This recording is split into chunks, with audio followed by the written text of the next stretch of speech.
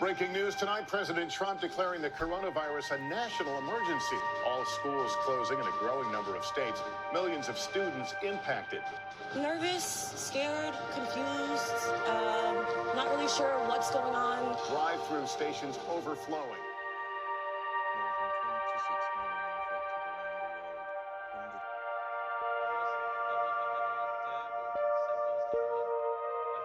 Kansas Governor Laura Kelly implementing an updated face covering order for the entire state.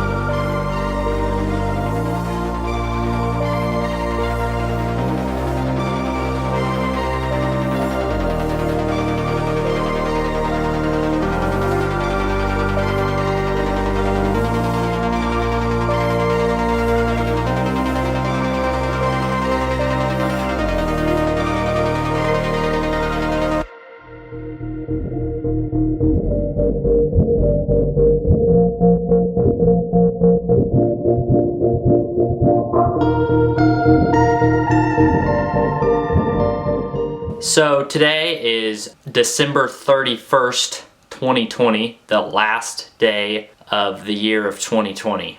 It's without a doubt been the most craziest and confusing year of my life. I remember specific days throughout 2020 really vividly. That nightly news clip was from March 13th. March 12th was when everything changed in my life. Still remember walking down that long hallway to my last class of the day.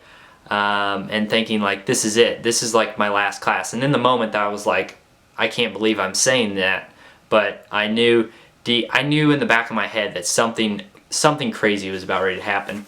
This is crazy to read that I wrote down on March 12th. During 7th hour today, I went from worrying about a calc test to the following hour thinking this might be my last class of high school. Yes, it is official. Our school is closing until at least April 3rd. April 3rd, that's it. And if there's one thing I wish I would have filmed, it was just my reaction, or just like a voice memo or something of my reaction on my entire car ride home, because if there was one day I was talking to myself in the car, it was definitely that day, because I remember just like trying to process everything and just being super confused. But it's also been a really big year in my life. There's been a huge change internally within me, I think. And I keep like asking myself, was that because of the situation we were put in, or would that just have happened naturally if it was just another normal year?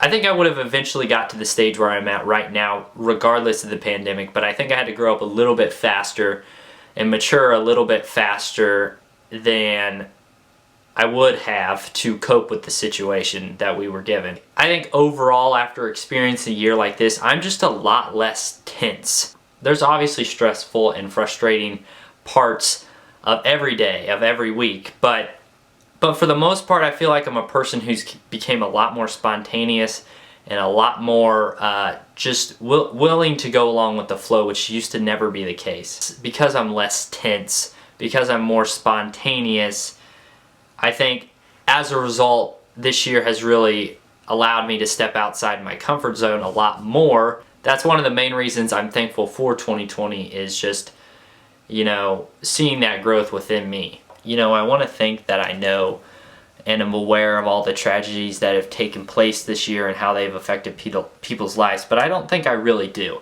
But, that's something I try to learn by reading the news and stuff like that. But considering the situation I'm in, I just really am not exposed to that. I see it in my sister, obviously. She's a healthcare worker, and all the stories she tells, I get to see it from that perspective. But in reality, I don't think I'm as aware as I should be, and obviously that's because of the circumstance I'm in, because of the age I'm in, because of the social economic class I'm in. A lot of those things have an impact on me knowing what I know. However, I'm aware of the struggles, and I know that people are struggling a lot this year. And that's one of the reasons why I feel guilty calling this the best year of my life. I wouldn't say like currently right now, the past 3 or 4 weeks really haven't been that great. The really only interesting thing I get to do on a daily basis are these videos. I think if you were to ask me in June, in the month of June, the month of October, what my best year of my life would be, I think without hesitation I would say this year. And like I said, it's really hard to say that because there's a lot of pain and a lot of sorrow that has taken place around me, not just from the pandemic itself, but from more issues that are related to family and stuff like that. But either way, I feel like I have to be proud of this year from a personal standpoint, and I should be okay with that. I think the big thing though I want to take out of 2020 is, you know, in the future, 2032. Take 2032 for example. In the future, it's going to be really, really, really easy to say, I don't know, somebody in a younger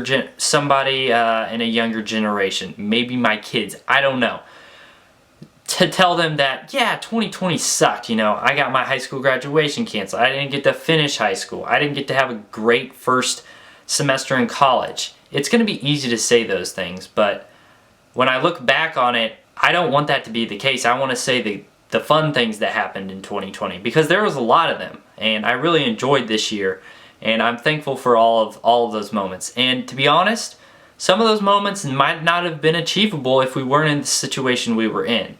I want to make sure I don't let this whole year, this whole situation, block the memory of what this year was, because it was a great year for me. And like I said, I feel guilty saying that. I don't want to feel guilty saying that, but it's the reality of the situation. 2020, a year of confusion, a year of craziness. Hopefully, we're hoping for a little calmer 2021.